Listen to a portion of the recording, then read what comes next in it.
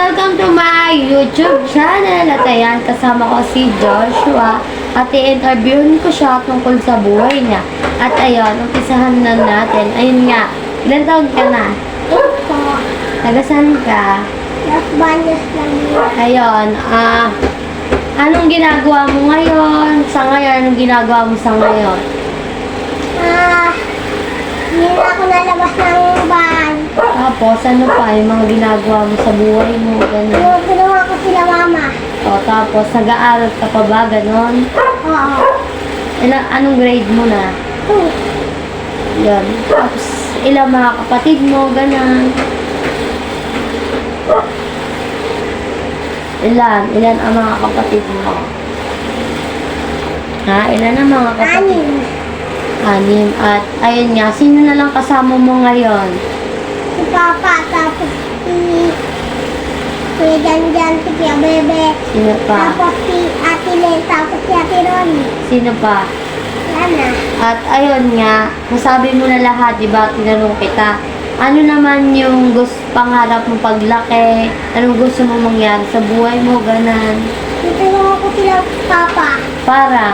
Para saan? Ganon. Para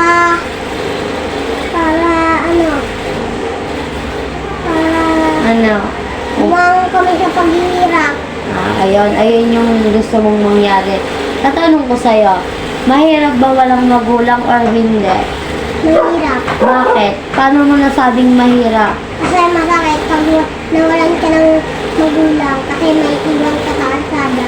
Tapos, Magiging tumubig ah.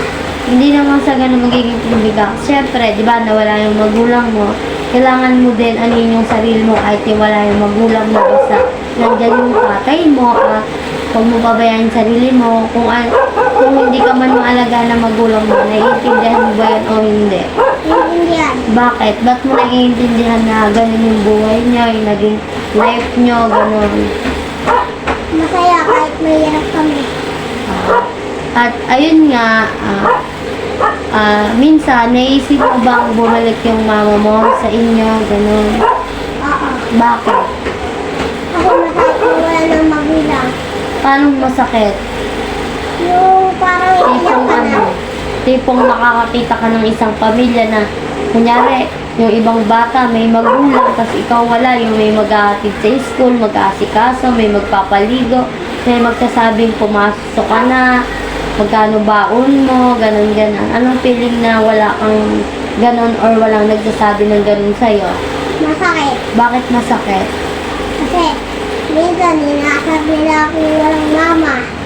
Kung ganun, inaasar ka nila ng walang mama, sabihin mo na lang may papa ka, may mga kapatid ka, ganun na lang sabihin mo. Kasi pag nilabanan mo sila, walang mangyayari sa buhay mo. At mag-aral ka lang mabuti, tapos ipakita mo sa magulang mo na kahit iniwan kayo, mag-aral ka lang mabuti, ipakita mo sa magulang mo na kahit wala yung magulang mo, nandyan ka para mag-aral, ipakita sa kanila kahit wala sila, makatapos ka, ganun.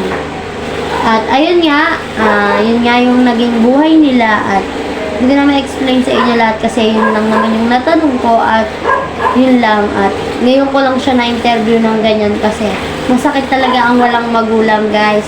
Pag wala tayong magulang, wala tayong matatakbuhan sa mga oras na may problema tayo or malungkot tayo. At kaya sa mga anak dyan, huwag niyong sagot-sagutin yung mga magulang nyo. Mahalin nyo lagi hanggat nandyan pa kasi pag wala na sila or nilayasan kayo or broken family ay maisip nyo lahat.